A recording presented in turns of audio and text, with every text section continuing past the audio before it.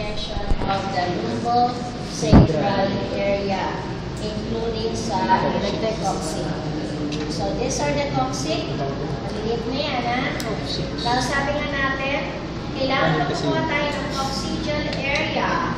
The pelvic cavity must be free from gases or any picoid material. Dahil may possibility na since maliliit lang ang buto ng ating coccygeal area, pwede patakpan niya ng dumi o ng hangin.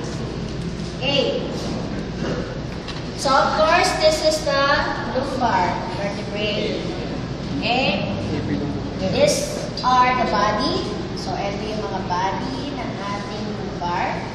Now, these are the spinous process of the lumbar. Hindi ako yan, hindi ako. Yan, nasa gitna, ha? Spinous process. And these are the transverse process. Etong mga nasa tabi, pedicle. So, ito mga nasa tabi ay pedicle. Okay. And of course, this is the sacroiliac joint. Yan ang sacroiliac joint. And this is your sacral wing. Sacral wing. O, ha? Sacral wing. Sacroiliac joint. And yung mga butas na yan, sacral foramen. Sacral. Okay, sacral foramen na. Yung mga butas-butas, ay may mga gases na yan. Para saan yung butas? And of course, these are the coccyx. Okay? And ileum. Siyempre, sabi ileum dyan. Iliac vein. Don't forget the ileum. Okay? And this is the most superior portion of the iliac crest. So, ito yung iliac crest natin. Yan. L5. Okay? Next. Lateral. So, AP projection of lumbosacral vertebrae. Lateral of lumbosacral vertebrae. Likewise, lateral pa rin ito ng lumbosacral vertebrae. Okay.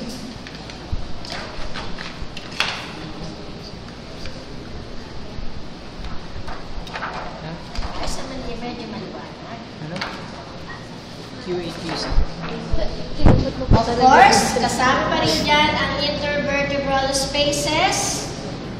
1, 2, 3, 4, 5. This is the lumbosacral joint or lumbosacral spaces.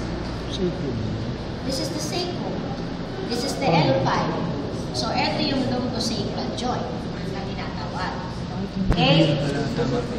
This is L4, 3, 2, and 1.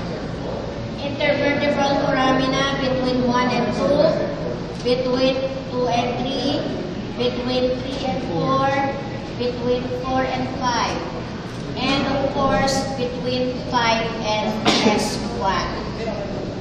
Okay? So, ito yung intervertebral foramina between lumbar 5 and S1. Okay? And of course, this is the part of the ilium, iliac crest. And the sacrum. So, ito yung ating sacrum. Okay? So, ganun din to. Lumbosacral, and of course, the interspaces and the intervertebral foramina. Longganisa.